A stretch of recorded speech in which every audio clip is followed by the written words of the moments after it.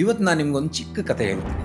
ಒಂದೂರಲ್ಲಿ ಒಂದು ಹುಡುಗ ಇದ್ದ. ಸಾಮಾನ್ಯವಾಗಿ ಎಲ್ಲರೂ 10th ಆಗಿದ ತಕ್ಷಣ PUC ಹೋಗ್ತಾರೆ. ಬಟ್ ಈ ಹುಡುಗನ ಬಡತನದಿಂದ 10th ಆಗಿದ ತಕ್ಷಣ ಒಂದು ಫ್ಲಾರಿಕಲ್ಚರ್ ಫಾರ್ಮ್ ಅಲ್ಲಿ ₹1000 ಕೆಲ್ಸಕ್ಕೆ ಜಾಯ್ನ್ ಆಗ.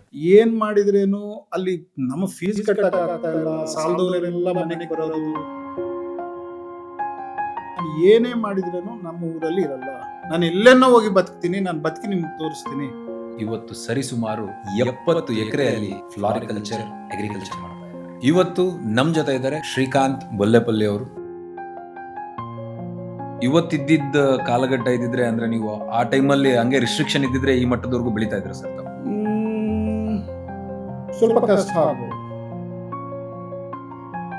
ಹೂ ಇಸ್ ಯುವರ್ ಕಾಂಪಿಟೇಟರ್ ಅಂತಂದ್ರೆ sir? I don't believe in competitor at all sir. ಎಷ್ಟು ಮೂಟೆ ಬೆಳೆದಿದೀವಿ ಅಂತಲ್ಲ, ಎಷ್ಟು ಕ್ವಾಲಿಟಿ ಮೂಟೆ ಬೆಳೆದಿದೀವಿ ಅನ್ನೋದು. ಸರ್ಕಾರ ನಮಗೇನು ಸಹಾಯಧನ ಕೊಡ್ಲಿಲ್ಲ ಅಂತಂದ್ರೆ is this sector still profitable? By any chance north ಕಡೆಯಿಂದ ಲೇಬರ್ಗಳು ಬರಲಿಲ್ಲ ಅಂದ್ರೆ ಏನು? ಊಟ ತಿನ್ನಕ್ಕೂ ಕಷ್ಟ.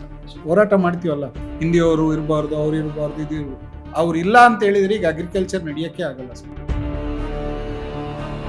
ಪ್ಲಾಸ್ಟಿಕ್ ಫ್ಲವರ್ ನೋಡ್ತಾ ಇದ್ರೆ ಇದ್ರ ಬಗ್ಗೆ ನೋಡಿದಾಗ ನಿಮ್ಗೆ ಏನ್ ಅನ್ಸುತ್ತೆ? ಈಗ ನಾವು ಮನೆಗಳಲ್ಲಿ ಸತ್ತಿರ ಏನೇನ್ ತಂದು ಇಟ್ಕೊಂತೀವ ಸರ್ ಮಧ್ಯದಲ್ಲಿ, ಯಾಕೆ ಬೇಕು ನಮ್ಗೆ?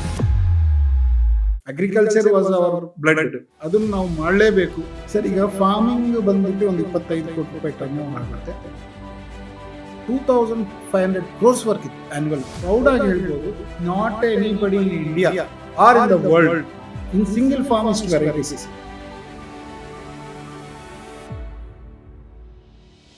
ಇವತ್ತು ಏನಂದ್ರೆ 10 ಲಕ್ಷ ಹೂವು ಒಂದು ಸಿಂಗಲ್ ಡೇ ಅಲ್ಲಿ ಆಕ್ಷನ್ ಮಾಡೋಂಥ ಸ್ಟೇಜಿಗೆ ನಾವು ಬಂದ್ವಿ. 50 yearsಗೆ ನೀವು 70 ಎಕರೆಯಲ್ಲಿ ಮಾಡ್ತಾ ಇರೋದು ಗ್ರೇಟ್.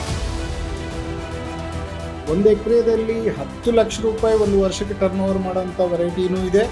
1 ಎಕರೆದಲ್ಲಿ 70 ಲಕ್ಷ ಟರ್ನ್ ಓವರ್ ಮಾಡೋಂಥ ವೆರೈಟಿನೂ ಇದೆ.